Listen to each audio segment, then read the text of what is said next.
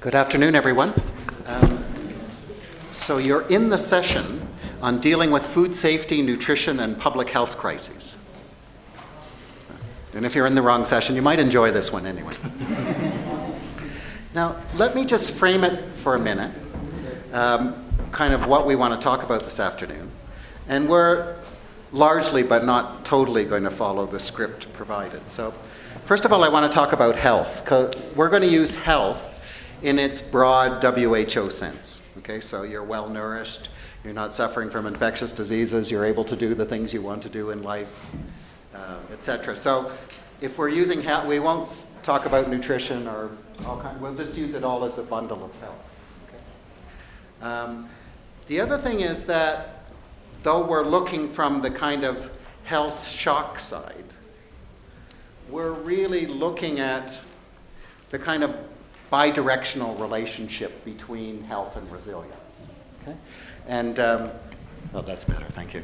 And to paraphrase one of the side events yesterday, health is an input and an output from resilience. So we're really going to be looking at the interplay or the intimate relationship between health and resilience. Now, when we talk about health shocks, we're going to be talking about some potentially pretty big shocks. I mean, if you think of kind of globally cataclysmic shocks that can happen, probably number one on the impact scale would be a large meteor hitting the Earth. And probably number two is a large pandemic sweeping across the globe. And most of you have seen those types of films, and they're pretty socially disruptive. So that's the kind of acute, big impact shocks that can happen. Then there's the kind of shocks that happen that are gradual, inexorable, irreversible, but you're just heading downhill and you can't seem to reverse it. Chronic diseases, no access to safe food or water on a regular basis, those kinds of stuff. So those are kind of shocks too, in a sense. Somebody called them the other day chronic shocks, or I think that was this morning, or everyday emergencies, or something like that. So we're going to be talking about both kinds of shocks. And then we're going to be looking at some different, so that's a kind of time dimension and impact dimension. Then we're also going to look at shocks at different levels.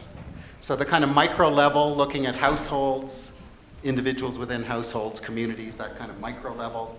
We'll be looking at the kind of meso level, subnational, even national. Some of the countries are quite small. And then the more macro-continental global shocks. Okay?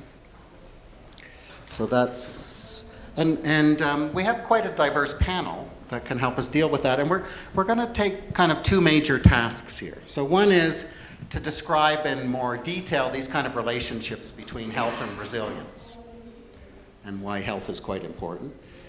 And then we're going to have a second task is to look at some of the options for how we can improve resilience through health and nutrition means. Okay, so those are our two tasks. In each of those tasks, you as the audience are going to play a role. Okay? But I want you to do something very specific, so I'm going to warn you now. So after we finish the first kind of round with the panel of describing the relationship between resilience and health, I'm going to come to you and say, are there any big things we're missing?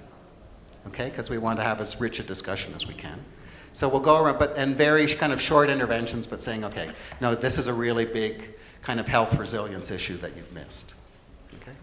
After the second round, where we're talking about options, I'm going to come back to you and say, are there any big experiences you know about in this space of health and resilience that we really need to know about? Okay? So then again, specific interventions.